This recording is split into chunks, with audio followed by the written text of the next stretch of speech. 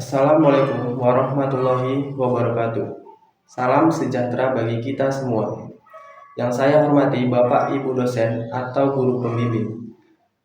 Yang saya hormati para hadirin serta rekan-rekan mahasiswa dan pelajar yang saya banggakan. Pertama-tama, marilah kita panjatkan puji syukur kehadirat Tuhan Yang Maha Esa karena atas rahmat dan karunia-Nya kita dapat berkumpul dalam kegiatan ini.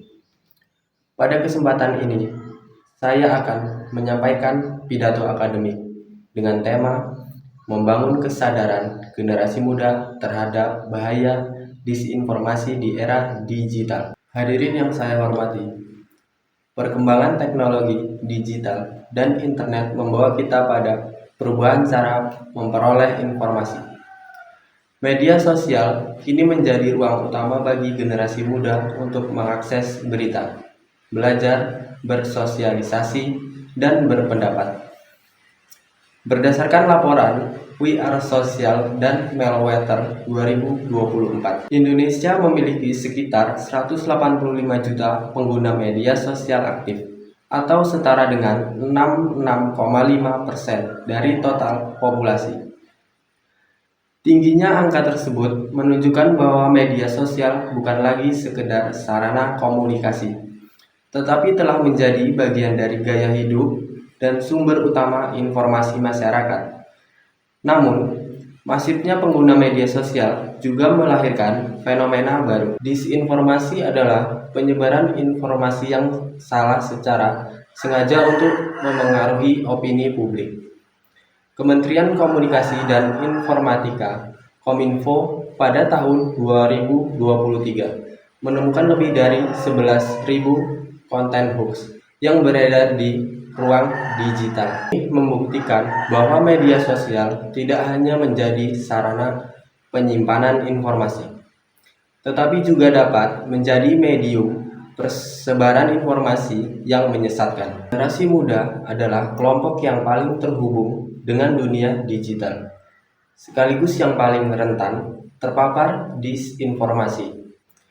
Penelitian dari Universitas Gadjah Mada 2022 mengungkapkan bahwa 62% pengguna internet usia 18 sampai 25 tahun pernah membagikan berita tanpa memeriksa kebenarannya terlebih dahulu. Tetapi juga kurangnya literasi digital dan kecenderungan emosional dalam merespon informasi.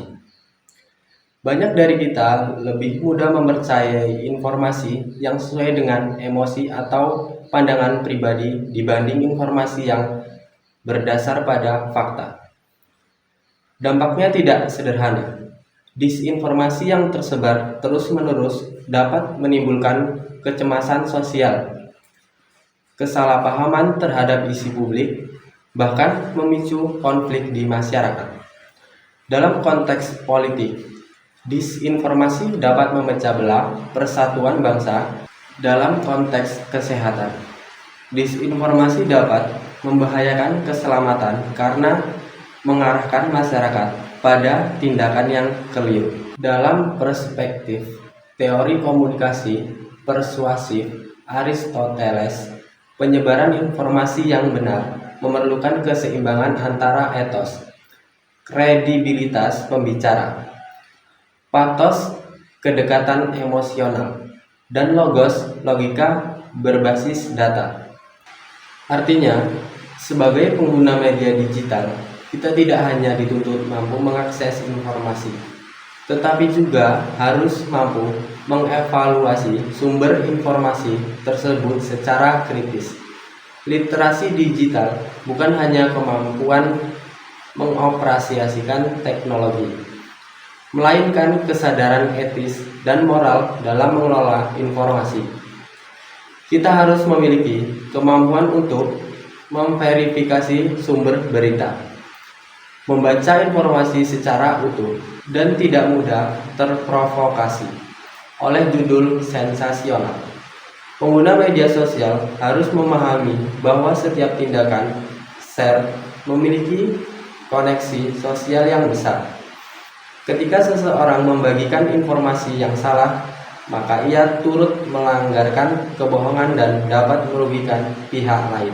Dengan demikian, membangun kesadaran akan bahaya disinformasi bukan hanya menjadi tanggung jawab pemerintah atau institusi pendidikan, tetapi juga tanggung jawab pribadi setiap pengguna media sosial. Generasi muda dapat menjadi garda terdepan dalam menciptakan ekosistem informasi yang beretika, berintegritas, dan berorientasi pada kebenaran.